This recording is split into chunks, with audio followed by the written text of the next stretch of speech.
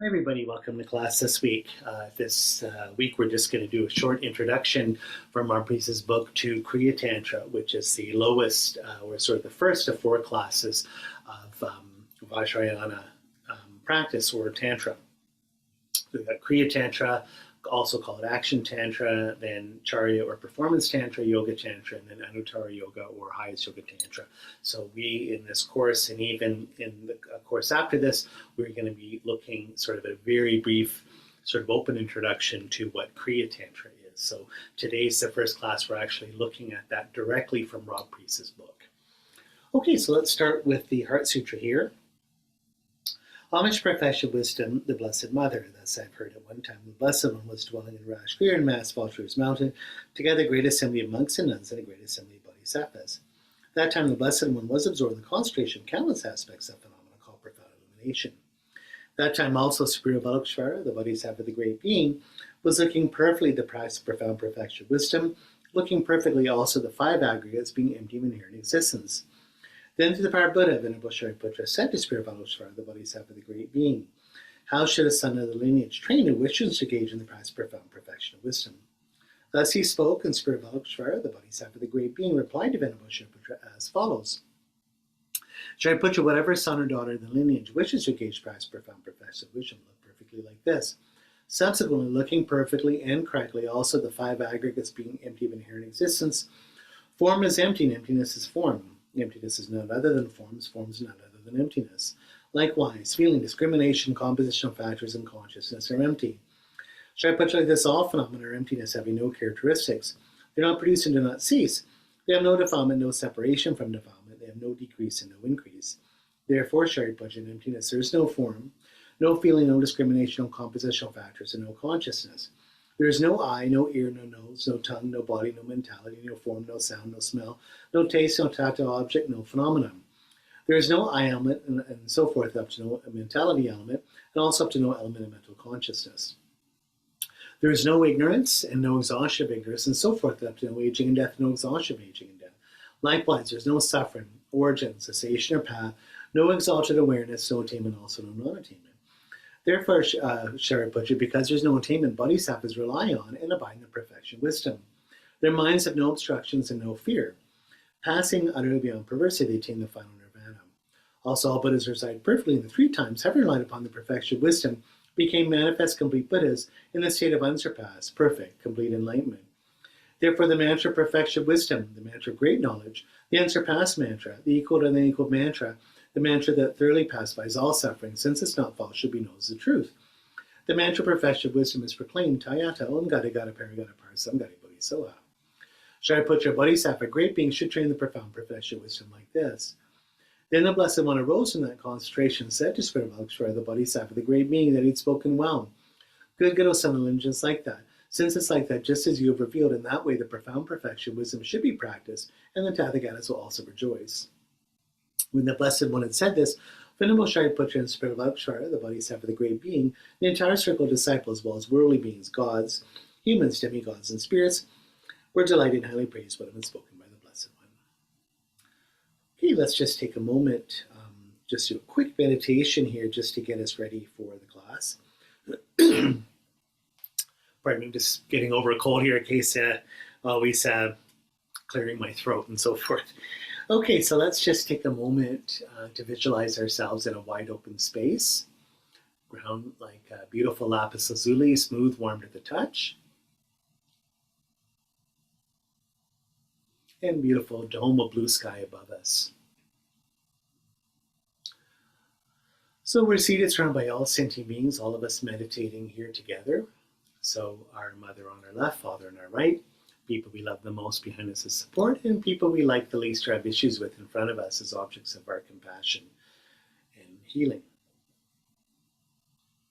And from there we can move out and have people from all over the world, all different backgrounds, all here together like a family. And countless beings from the animal realm as well. So whether it be small, even bacteria, insects, fish, mammals, birds, all sort of natural human life forms here with us. and countless beings of the spirit world here as well.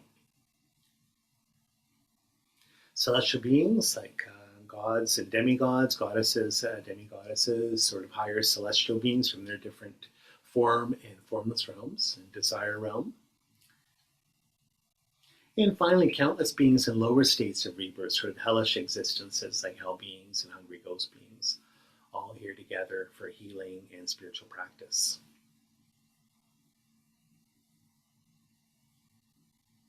So just doing a little bit different thought, just for auspiciousness today, Kriya Tantra is divided into three, we'll see a little bit later, what they call three families, sort of representing the three main virtues or qualities we're developing within ourselves: wisdom, compassion, and power, spiritual power, also seen as sort of manifestation or skill in individual circumstances, how to help people. Pardon me. So in each of these three families, you have sort of the head of the family, and it's kind of like a royal court. We'll go into it, where it's sort of king and queen and this and that, and sort of helper divinities and so forth. But usually what we have is sort of, for the three families, the three main Buddhas that you get, three main archetypal Buddhas, we have Buddha of wisdom, Manjushri, Buddha of compassion, Avalokiteshvara, and Buddha of power, Vajrapani. So first family is the highest family, what they call the Tathagata, or Buddha class, and Manjushri, a wisdom Buddha, is the head of that. Then there's the Lotus or Padma family, sort of representing sort of the lotus flower opening up, the jewel in the lotus of the Mani Mantra, so to speak, our opening heart, lotus of our heart, and that's the compassion deity of Avalokiteshvara. And finally, the Vajra, or sort of diamond family, and that is represented by the holder of the diamond, holder of the Vajra, Vajrapani. So in the sky, we'll visualize the three Buddhas. So first of all, Manjushri in his normal form, we'll just have him floating in the sky here, beautiful golden energy in sort of lotus Vajra Mudra. He's sitting and he's holding with his right hand a flaming sword above his head, and his left hand is holding the stem of a white lotus that has the Prajnaparamita, perfection of wisdom text on it. And he has a crown and beautiful jewelry and so forth. So we'll have him on our left. And then in the middle, we will visualize Avalokiteshvara. Let's just do simple Avalokiteshvara. So he'll just be holding in his right hand a white lotus. And he has two arms holding he's got a beautiful crown, so forth, and a white sort of luminous light body. And we can have him standing.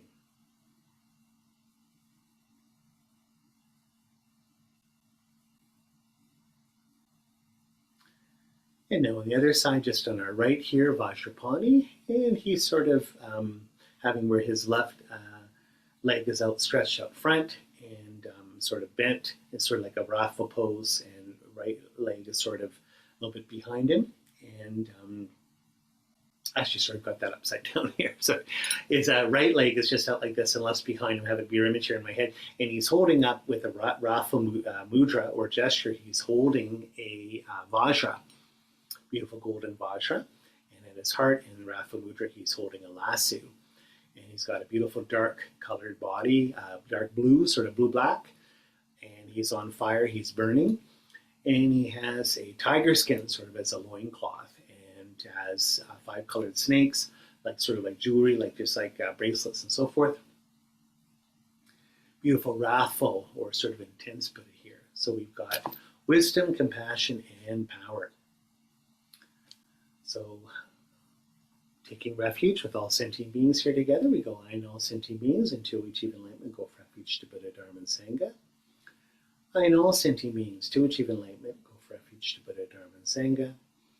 I and all sentient beings, to achieve enlightenment, go for refuge to Buddha, Dharma, and Sangha. So in particular, taking refuge in these three amazing virtues of wisdom and compassion and power, positive spiritual power, which are embodied in the 3 jewels of Buddha, Dharma, and Sangha. Now just take a moment to set our intention of bodhicitta through the virtues we collect by giving and other perfections. May we become a Buddha for the benefit of all. Through the virtues we collect by giving and other perfections, may we become a Buddha for the benefit of all. Through the virtues we collect by giving and other perfections, may we become a Buddha for the benefit of all.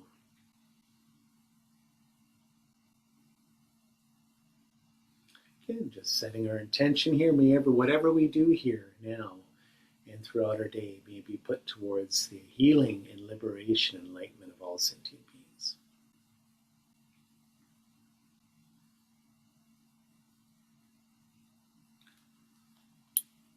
We'll just recite the 7-limb practice for us here, making our practice Buddhist.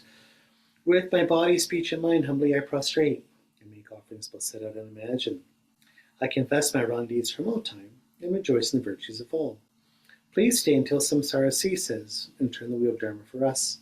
I dedicate all virtues to great enlightenment. And now holding beautiful purified universe at our heart as the mandala offering here, opening our heart in generosity. The ground sprinkled with perfume and spread with flowers, the great mountain, 4 lands, sun and moon, seen as a Buddha land and offered thus, may all beings enjoy such Buddha lands or pure lands. So again, just offering beautiful purified universe of all beautiful things. The 3 Buddhas here of wisdom, compassion, and power.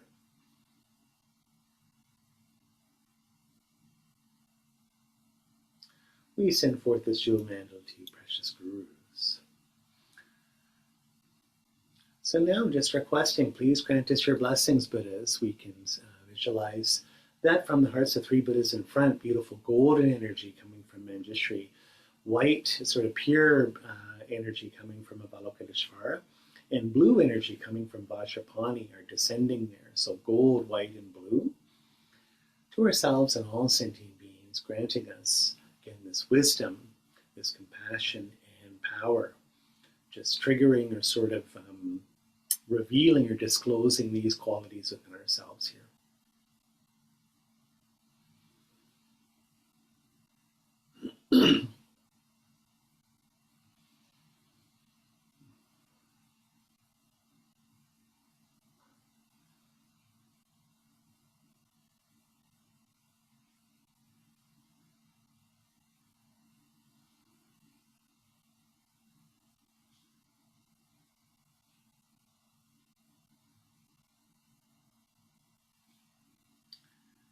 Dissolving them into our heart. Please grant us your blessings of body, speech, and mind, great Buddhas. And just feel that Manjushri turns into a ball of energy, golden energy. Avalokiteshvara turns into a ball of white energy, very pure snow white, like a snowball. And then Vajrapani becomes a ball of blue energy, like a blue sun, sort of like a big round blue sapphire. And we can feel that they just sort of come and join into one beautiful ball of light here, golden ball of light. It's really, really small, enters our crown, and then descends to our heart. Again, mixing with our mind, their minds mixing, and giving us wisdom, compassion, and power. Just feel that we're going to share that with all sentient beings, helping all of us self-actualize to full enlightenment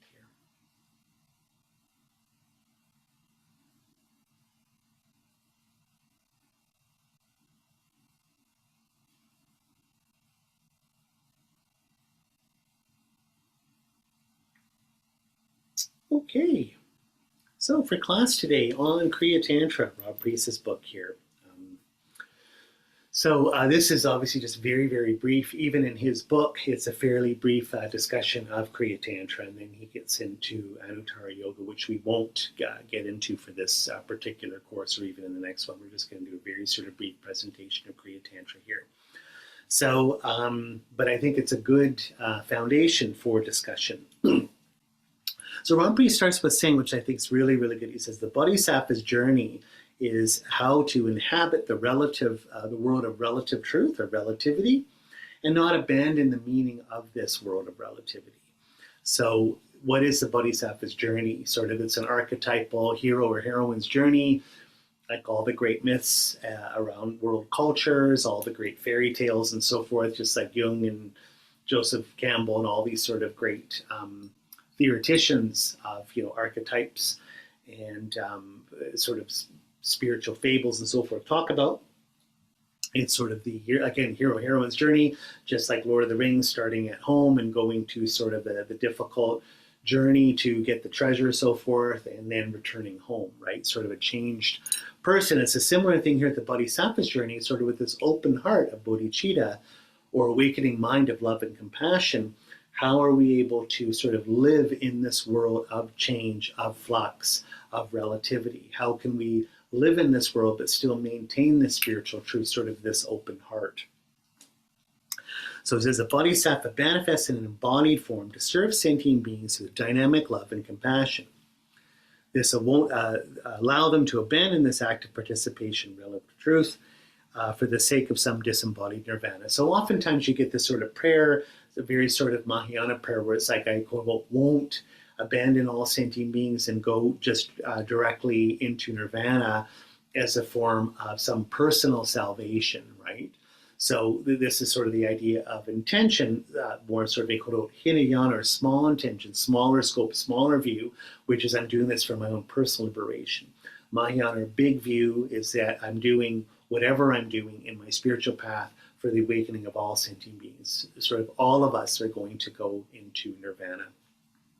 Right, so I have to live in this world of relativity with this open heart, with this spiritual project or spiritual goal that I have, right, as a Mahayana person with bodhicitta. So Rob Preece says that Tantra really explores the relationship, the dimensions of form and manifestation of Buddha activity, cultivated with great skill, devotion, and beauty. It's about using Tantra sort of as a lifestyle, I guess you could say, or a way of living your life, an art of life, so to speak, is learning how to live in the relative world of impermanence, of ever-shifting relationships and so forth, and living there with skill and understanding, sort of being right at the threshold of the two truths, which is sort of a subtle and mysterious space to be in. It's a place of dynamic creativity where form comes into being as spontaneous expression of emptiness. So, of course, in all the other courses on emptiness and so forth, in wisdom that we've talked about before, we talk about Buddhism always presenting the two truths that go together, sort of relative truth and ultimate truth. Truth of karma, or dependent origination, dependent arising, things coming together in a system of relationships, and how they're able to do this because they're not separated from one another. They're not standing outside of any kind of relationship. They're interdependent, or as Thich Nhat Hanh would say, interbeing. So that is their empty quality. And sort of their true nature is the fact that they don't have a nature. That's their empty nature. Yet this emptiness only manifests itself, this absence, in and through the relativity that it guarantees. So kind of what Rob Preece is saying is that as a tantric practitioner, doing all of our tantric practice, which is both a meditation on emptiness as well as karma, as well as manifestation or activity, we're at that sort of sweet spot of where the two truths meet, seeing that emptiness is sort of pregnant with all these possibilities of manifestation, and all this manifestation or relativity or karma is guaranteed by this sort of spacious absence, so to speak. So he says here, like, this is a place of dynamic creativity where form comes into being a spontaneous expression of emptiness. So being right on this threshold here, we come into a relationship with archetypal intent, forces that shape our lives. So in particular, the tantric deity, or deities we're working with, the Buddhists here, are the personification of this intent. The deity, tantric deity, is the vehicle or channel through which the power of Dharmakaya, or the emptiness of a Buddhist mind, emptiness of our mind, manifests.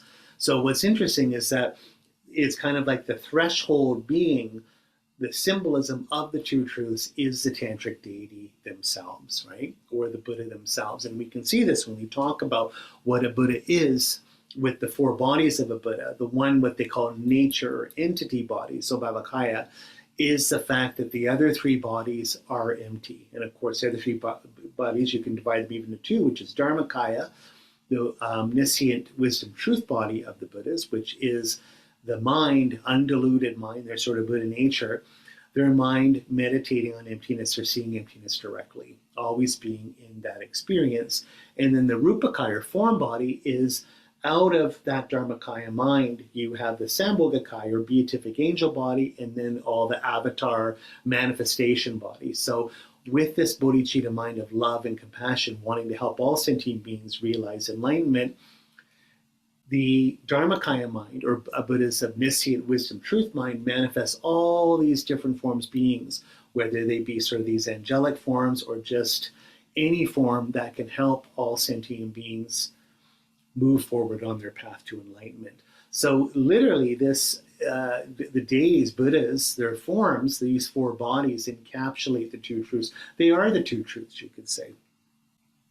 And what's interesting here, so like I like this, he says the deity is the vehicle or channel through which the power of the Dharmakaya or the wisdom truth body, the manifests. So literally sort of the Buddha nature of the Buddhas, this omniscient mind, this purified mind, which is one meditating on emptiness here, but with this bodhicitta motivation is manifesting all these things to help all sentient beings, right? So he says the dynamic energy here is what we call blessing energy or Jinlab, which is credo and vital force.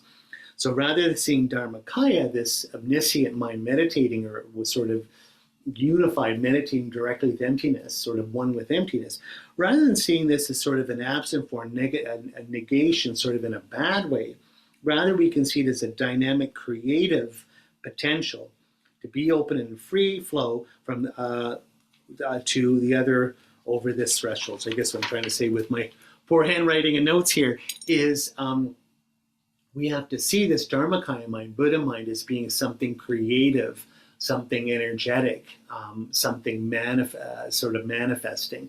So we always look at emptiness as a negation, especially in the Gelugpa point of view, as sort of a medicine that cuts through our grasping.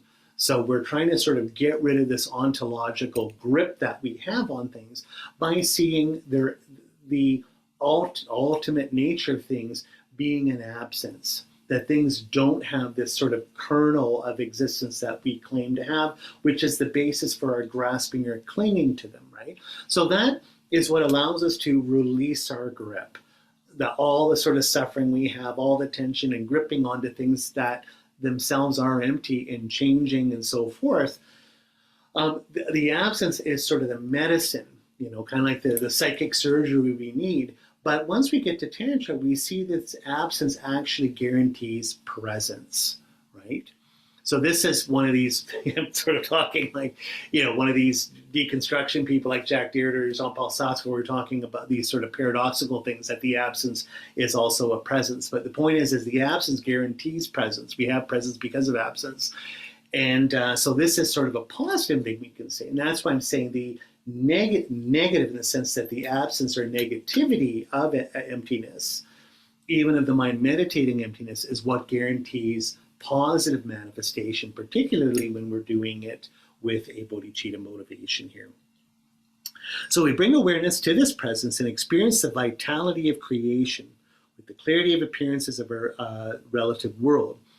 We see their fleeting and transitory nature. So in a lot of ways, of course, we see how the whole relative world of karma, of causation, of relationships, even of our mind creating things through language and conceptualization arise because of this emptiness. That's sort of the positive manifestation here. So the deity is the expression of the power of this manifestation, and symbolic attributes of each day are part of what this archetypal potential.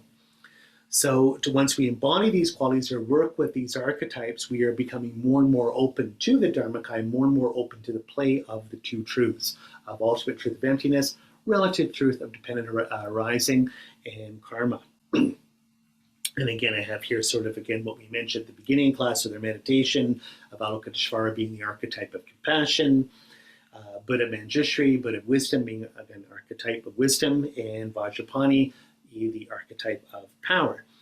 So also to show this is a longer thing, but when we have looking at my shrine, but okay, let's right behind me here. I'm just was going to pick up a statue. I've got my wife's wonderful Princess Mandarava statue here that we could use as she's also a guru, so it might be a little bit difficult, might not be the best example to use here. But the point is that when we look at how a Buddha is manifesting, the body or Sambhogakaya, or sort of archetypal body or angelic body that they have, just like the Buddhas behind me, Mashiladron, Tromanagmo or Raffle, Black Vajrayini, and two-armed Kalachakra over on this side. These sort of from the Jonang tradition there that our Guru, His Holiness, the Ninth Kalkajasa Rinpoche gave to us years ago. And that is Kalachakra, what they call Sahaja Devi Lanche. So the sort of Sahaja Devi Kalachakra, two-armed Kalachakra. But the point is these angelic beings, this is sort of their Sambhogakaya beatific or angel form that you can only see in their mandala or Pure Land if you have sort of, if you're a higher bodhisattva with the merit to perceive them this way. Their body itself is an archetype, is a teaching, is a message, it's a collection of symbols. And so that's why when you study Thangka painting, they have to be done this way. You know, modern artists say, well, I want to do green tar, but I want her on the beach in a bikini with her phone. Haha, that's really cute. And it's just like, well, technically Tara could manifest that way on the Nirmanakaya, or sort of like relative avatar level in the sense of manifesting a form to help me. But when Green Tara is in her Pure Land of Eula code, she has to look that way as the green goddess holding the two pala flowers. We can't change that around because her body itself is a teaching.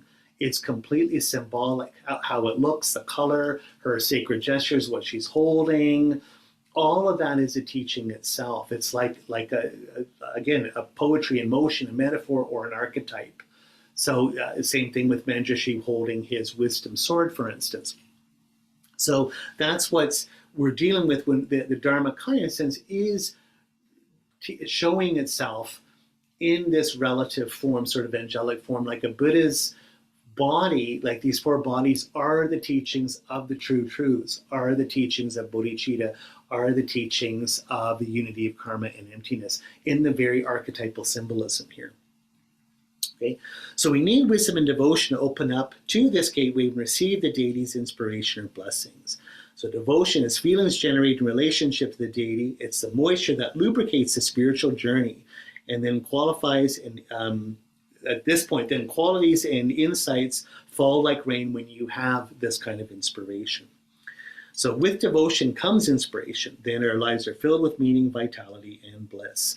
So we end up being devoted to these Buddhist deities or Buddhas as an object of our practice, and then we get energy or inspiration from this, the teaching sort of their archetypal bodies, the symbolism of their bodies, the energy, so to speak, the wisdom energy, the love energy that comes in and through these sort of archetypal or symbolic projections. And that's why they manifest as these angel forms.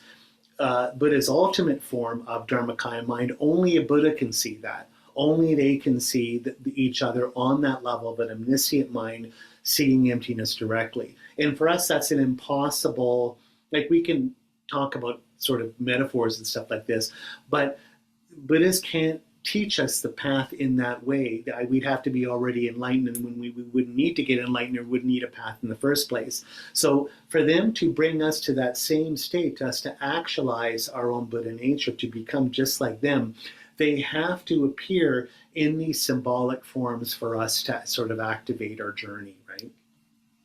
So that's the devotion we have to them, which is why we see that it's bringing the final end product as into the path, or as the path itself. That's, we're like I'd mentioned before, where Aristotle talks about, a Greek philosopher, time being future, past, present.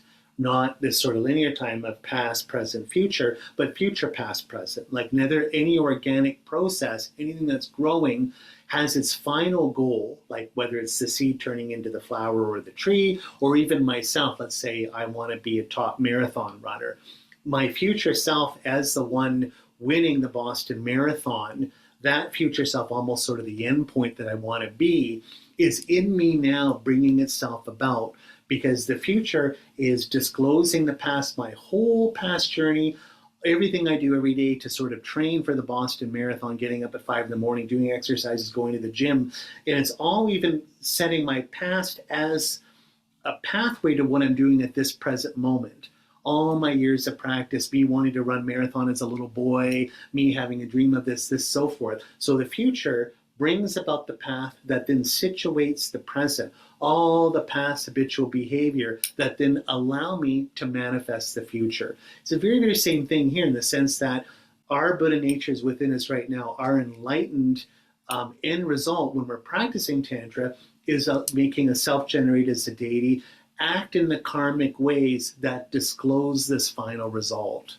So that's why I always tell people that in a lot of ways, Tantra seems weird, but we're kind of doing that anyway on an existential level with all of our regular worldly self projects. It's just this one spiritual project leads us to nirvana. All their regular worldly self involvements and self projects just create more samsara, right? Not the least of which is, by its very nature, Tantra is an instruction on the unity of karma and emptiness. It's showing how the mind works with this very procedure. It's showing you your existential freedom in a way that our regular self-involvements and self-projects don't. And that's why, like Heidegger in Being and Time would talk about the state of human reality as being fallenness, which is on our day-to-day basis, we just fall in line with the crowd, right? Go with the flow, what everyone else is doing. Get up, go to work, come home, watch, Netflix, fall asleep, think the same way, act the same way, do kind of where everyone else is doing. Everyone says, oh, everyone move this way. We all go that way. And we forget that at each moment, we are creating ourselves, creating reality, creating our lives as a journey. We are not, quote unquote, authentic, as he would say. We are, quote unquote, inauthentic, falling into line, not seeing our real freedom with what we can actually create for ourselves, right? And again, someone like Saska, Freud, everyone would say the reason is this freedom, ironically, is such a scary thing, which is why we sort of have all this self-grasping attachment to things, like where we want to absolve ourselves of our responsibility to enlighten ourselves, enlighten others, and help others enlighten themselves as well. That's a huge, huge project for us to do, right? Very, very intimidating and scary. So what we have here, the devotion to the deity, the word that we use a lot is samaya, particularly when we're working with higher classes of Tantra. So what is samaya? It's basically a deep inner heart bond to the deity and our teacher, who's sort of given us this path, or advises or coaches us on this path. So we know the word yoga after doing, hatha yoga and stuff like that, which means to yoke or bind together. So we always say yoga's, yoking us to the divine, right? So to bind or to link together, samaya is a similar thing. So it's basically like a heart bond that we have, just like when we have relationships. We can have a heart bond with our parents, heart bond with our pet, heart bond with our partner, even heart bond with our friends. So this would be the highest kind of heart bond, almost like, again, having a long-term relationship or marriage or whatever, this time with the deity. So you have this, let's hear, this bond encourages faith and trust, strengthens our refuge in prayer, and we are able to surrender our self-will to the deity, which of course is just our own highest potential. Then the deity becomes the inner guru as the root of insight and trust. The devotional relationship here then is the source of the blessings of the deity. So ironically, by having more and more devotion to the deity, this deity becomes, it becomes internalized as our own guru, right? When we start to see our own external guru as basically our own inner guru. So this starts to break down this sort of distinction. We start to see our guru, our external one, teaching us Tantra, the deity that they're channeling, and then my own inner wisdom as the same thing. So the end point being is that the guru becomes a part of me and I become a part of the guru. I end up disclosing my own self as the guru. The deity is me right from the beginning that I'm disclosing and revealing. So ironically, rather than having sort of this bad blind devotion to a cult-like guru, the greatest gurus basically give your freedom back to yourself. This is why they always say if you meet the Buddha on the road, you kill them or whatever. Like in the end, that's what we should be doing, because this is an imminent process. The guru is just like the Socratic midwife, allowing you to deliver this truth of your own divinity unto yourself, which has always already been there from the beginning. But with our ignorance of emptiness and karma, we of course been stuck in samsara, which is this source of sort of personal imprisonment, our own ignorance, our own blindness. This blindfold is taken off of ourselves eventually. Our guru helps us to do this for ourselves.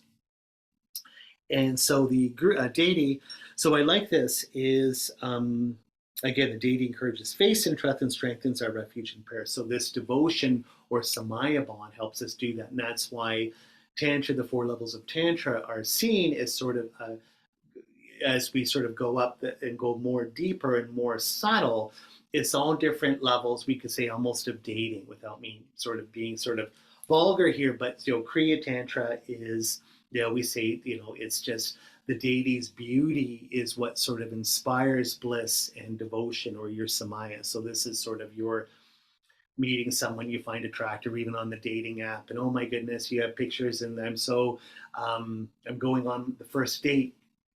So then the second, Charya Tantra, or Performance Tantra, is just sort of where you're flirting, you're going on dates, or you like this person, and they always say it's like the deity's laughing, sort of flirting, and you're really, really connecting and going deeper.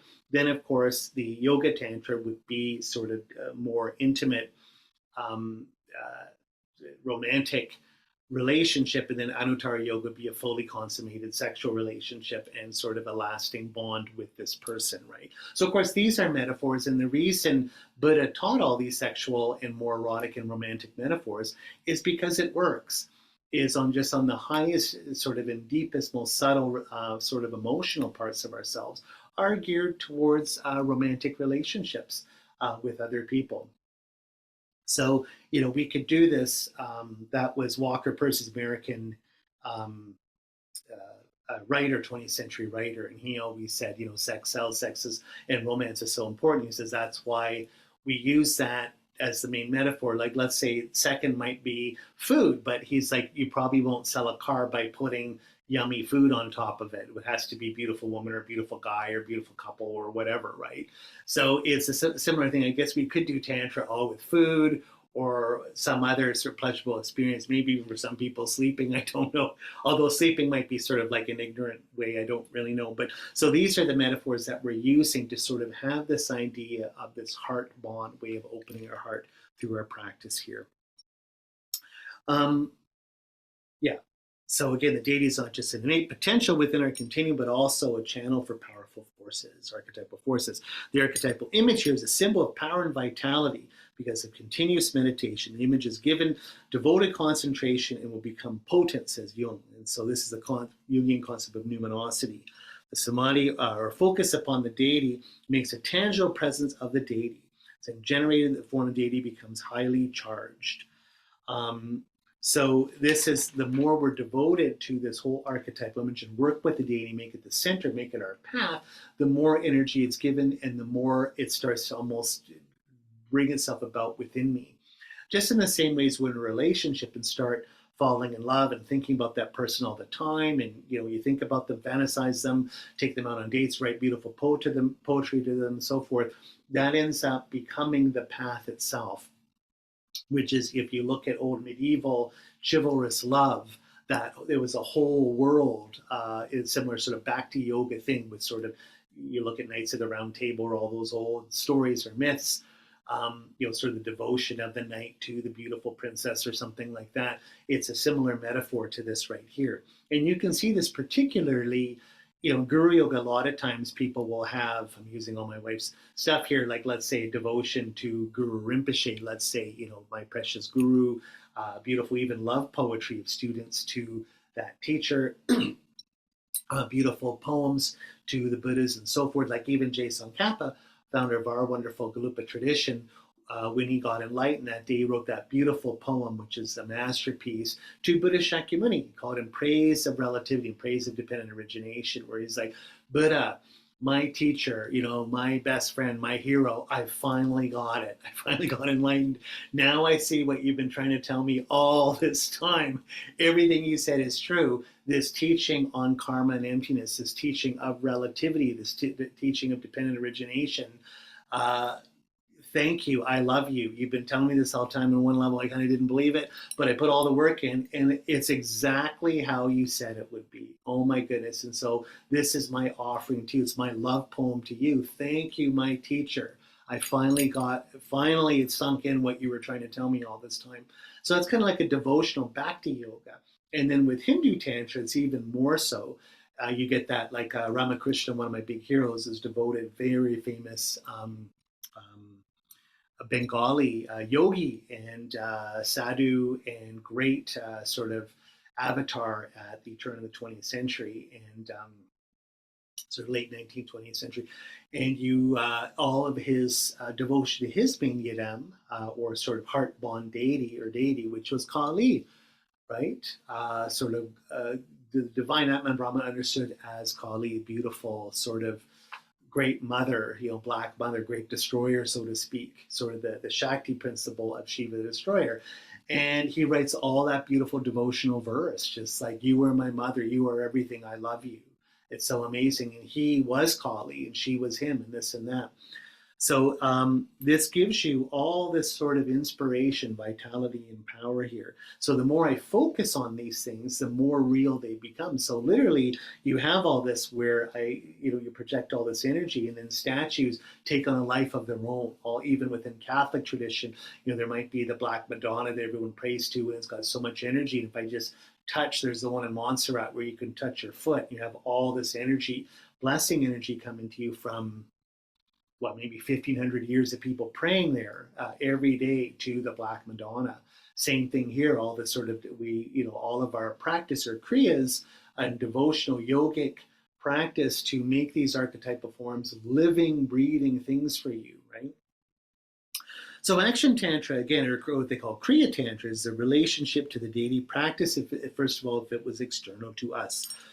So with Kriya Tantra, at this lowest form of Tantra, oftentimes the deity we're looking with is sort of externalized, either on the top of her head in front of us, and then we have all these sort of elaborate rituals that are meant to honor this deity, sort of the Samaya, sort of the Bhakti Yoga, but then also at the end of these things, dissolving it into ourselves or us arising as that deity. So again, it's working through whole systems of, again, through gestures and symbols and rituals, but as a way of breaking down this separation between you and the deity. And so it's sort of an overcoming of dualism this way. That's sort of the form of Kriya Tantra here. So it says that, like, for instance, the deity is visualized in front, later brought into our hearts as a reminder that the deity is a manifestation of our true empty nature. As practice deepens, the presence of this quality arises. So Kriya Tantra awakens the awareness that the presence through symbolic generation, once this, so then I say that once we come to understand the symbolic process, it's less vital because we're always in a relationship to the sacred, blah, blah, blah. What am I saying there? So one thing with Kriya Tantra, which I'll try and teach in our next course, is sort of a lot of all these rituals. It's very, very ritually heavy.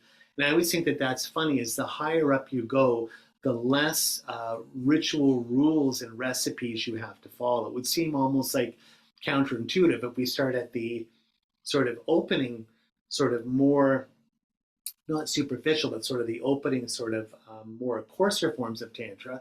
Wouldn't that be sort of easy, not much to do, in sort of this nebulous, sort of simple, sort of inner thing? And then as we go deeper and more subtle, wouldn't all the rituals become more deeper and more powerful and more complicated and more elaborate? Actually, in a lot of ways, it's the reverse. Kriya Tantra, in terms of the system of rules and rituals and relationships, very, very, very complicated, right? But the point is that by doing all these things, they have as a function to sort of break down.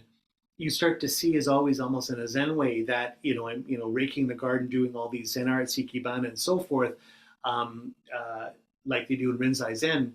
But you start to see at a certain point that, oh, I know what these rituals are meant to do. In that sense, I don't need them anymore.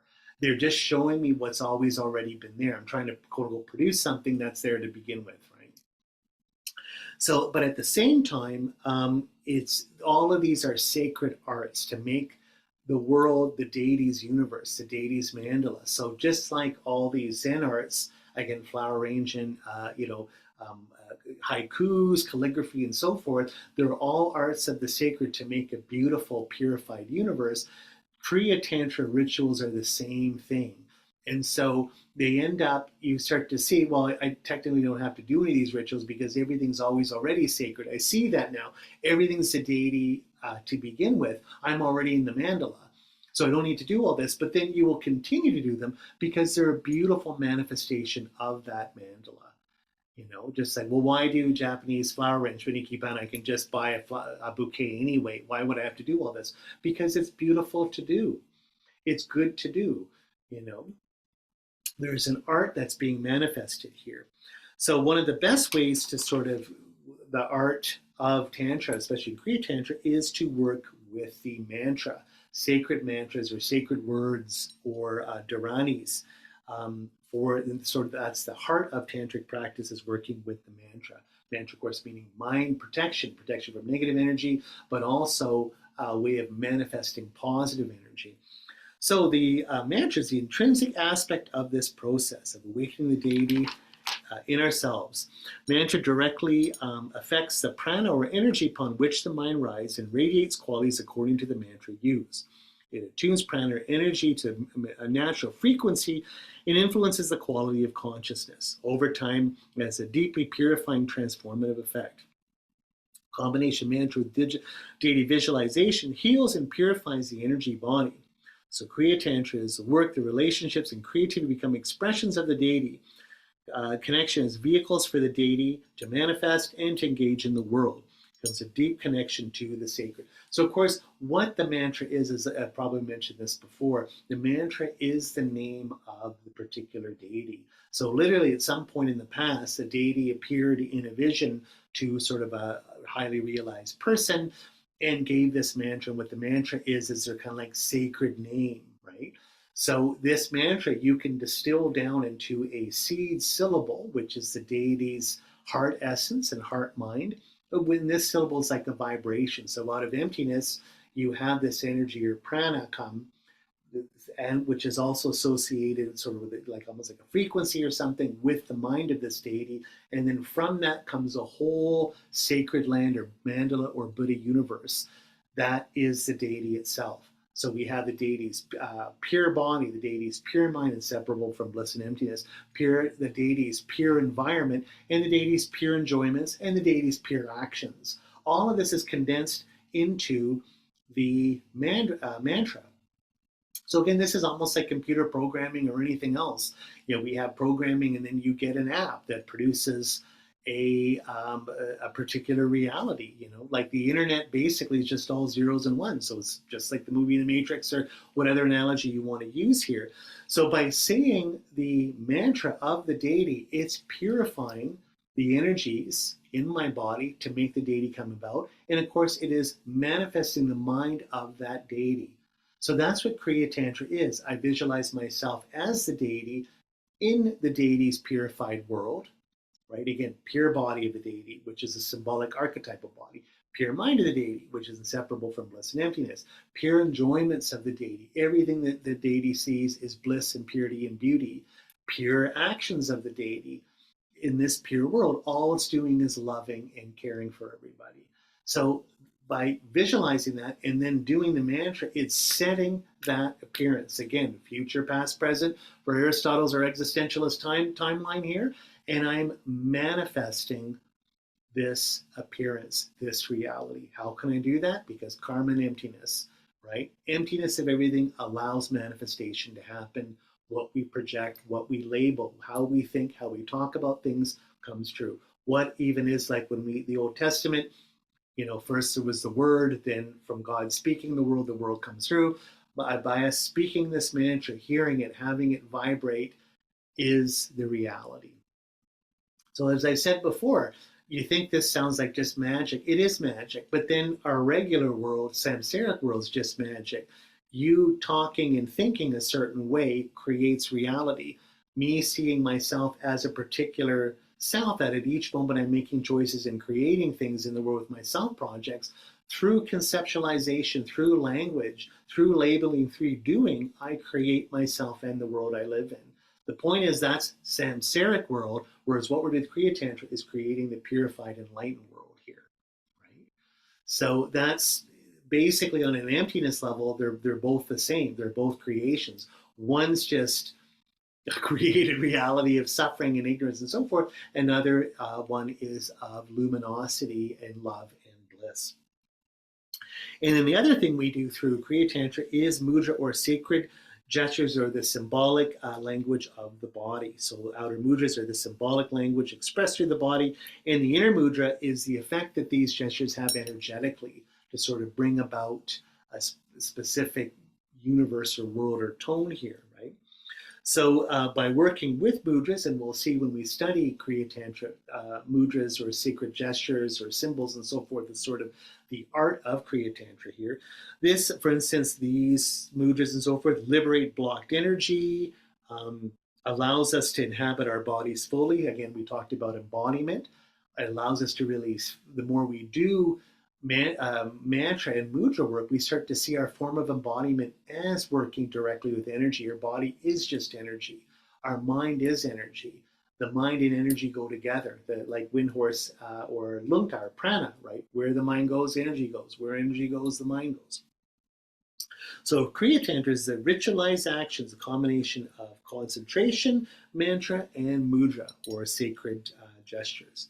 And again, like I said before, all Buddhas have just all these sacred gestures. Like you can see Mandarava here has sort of like the protection mudra she's giving, and then the holding the little pala flower up right here, she's got the 3 jewels mudra, for instance. I believe that that's the one here. And so these are just symbols of teachings that she's giving with her body, right? Manifesting a certain truth. So all in all, this ends up creating a whole sense of sacred space. So this is important in Kriya Tantra for purification, or cleaning, washing, maintain clean body environment, especially for retreat. So big thing in Kriya Tantra, what we'll see is, for instance, Kriya Tantra, you should wear white. You should have a very clean vegetarian diet. You have to clean everything. You have to live in clean, beautiful spaces, because this is allowing us to be clean, beautiful people as the deity, to manifest this beautiful, pure world for ourselves and for others. So all of these rituals that we do sort of end up forwarding that. So the rituals, again, also help to our growth of our devotion and our receptivity towards the deity, and become a source of blessing and inspiration. So all of this ends up, like they say, creating the merit or energy to produce the Rupakaya, or form of the deity, that angelic Sambhogakaya form of the deity, and the sort of manifestation body, or Nirmanakaya of the deity. Okay? And while doing all this work, our subtle body becomes healthy, vibrant, and powerful, and is able to facilitate inner experiences. In particular, the ability to generate the presence of the deity in ourselves and externally in the world. And this is real spiritual power. So Rob Preece talks about the importance, even in therapy, of owning our power, which is truly acknowledging and being responsible for the capacity to be effective in caring and helping others. So basically that one's end up happening. In a lot of ways, it's about manifestation. It's about creativity. It's about power, deploying this positive energy for ourselves and for others. Okay, so there we go. That's an introduction to Kriya Tantra for you. And again, it's just a very, very obviously tiny taste or slice there. And we'll be able to go in a little bit more detail in the coming months, when we just go right into our text on Kriya Tantra. A bit of a brief introduction there. But I think this is good, and we'll start winding down the course on this particular book, Rob Preece's book, in the next 2 or 3 classes. So let's dedicate all this by the blessings of all holy beings, the truth of karma, the power of pure spirit intention, our Dharma wishes be fulfilled. Okay, dedicate this for the enlightenment of all beings, and we'll see you next time.